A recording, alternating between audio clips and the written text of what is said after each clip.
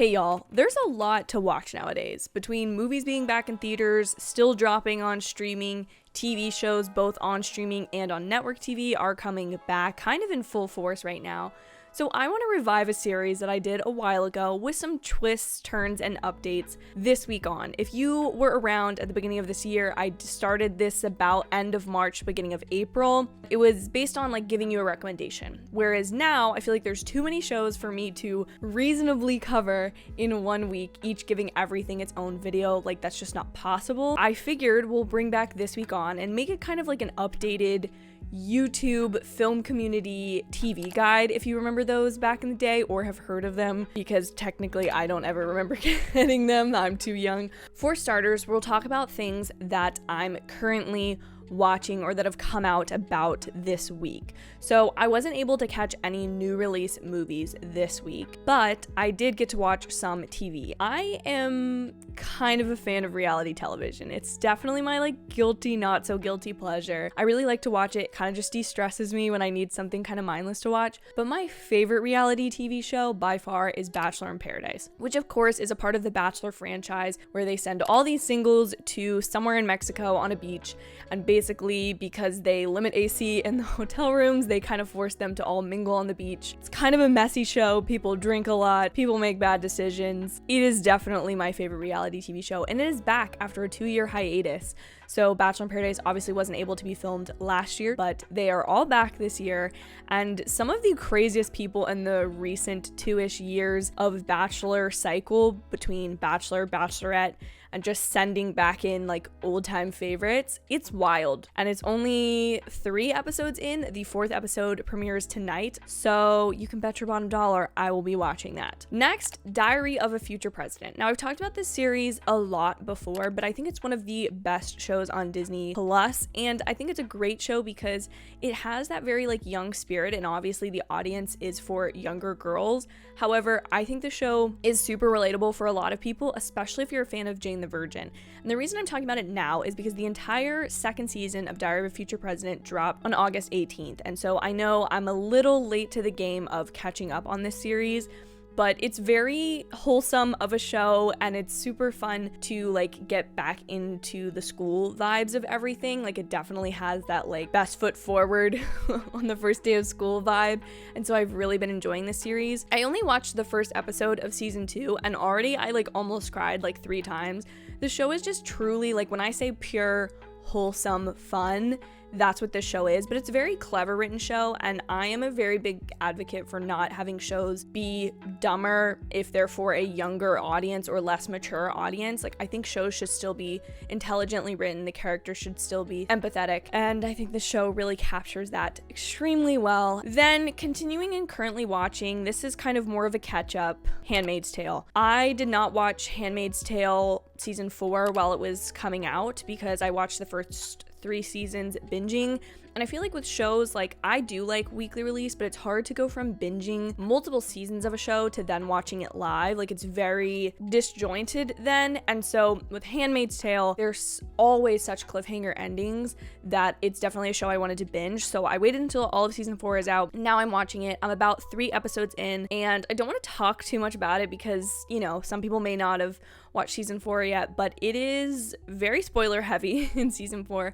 But my favorite character, who's been my favorite character and who I would argue is the most interesting character in the entire show, is Serena. I think her conflict between being a woman in this society where women are devalued, but having a hand in creating that society and being extremely intelligent, but also wanting to be a mother, it's an extremely interesting choice for how to create a character and to make her both empathetic at times, but not likable is such a great choice. It's played off so well by the actress. You will know her from The Tomorrow War. This show continues to astonish me, so I'm interested to see where things go from here. But such a great show. If you've never checked it out, it's on Hulu.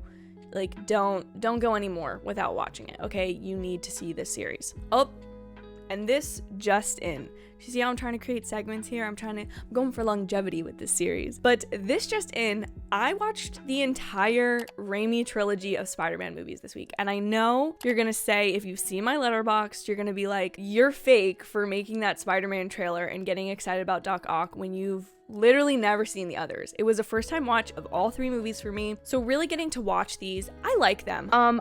They're good movies, and I feel like that has more of a negative tinge to it than if I just watched a brand new movie for the first time, because these movies are so full of nostalgia for people. Even me trying to look at it at a critical lens, or a lens of like appreciating the Spider-Man lore and references that are going to be made in No Way Home. But there's something just about the nostalgia that it sucks to not be able to pick up on that. But I know that I feel that way about The Amazing Spider-Man, and a lot of other people do not feel that way, or any sort of, connection to those movies. So completely understood, but I think they were all good. I have to say, this is kind of an unpopular opinion, I think the third one is my favorite.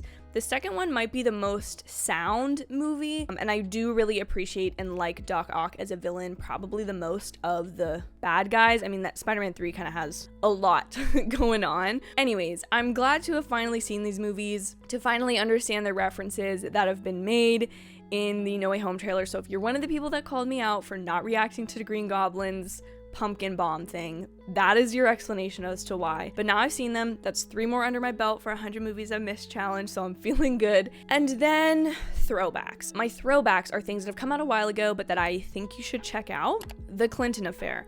In preparation for American Crime Story Impeachment, I found this 6-part docuseries that Monica Lewinsky was involved in. It was kind of her first time retelling a lot of the events of her relationship with then President Bill Clinton, and kind of Linda Tripp, and all of the elements that caused the media hellstorm that was the Clinton-Lewinsky affair. You're probably gonna say, well, Sasha, this is gonna be dramatized in the future. I get those things, I get it, but I really just kind of wanted to know who all the players were and have a background knowledge of them.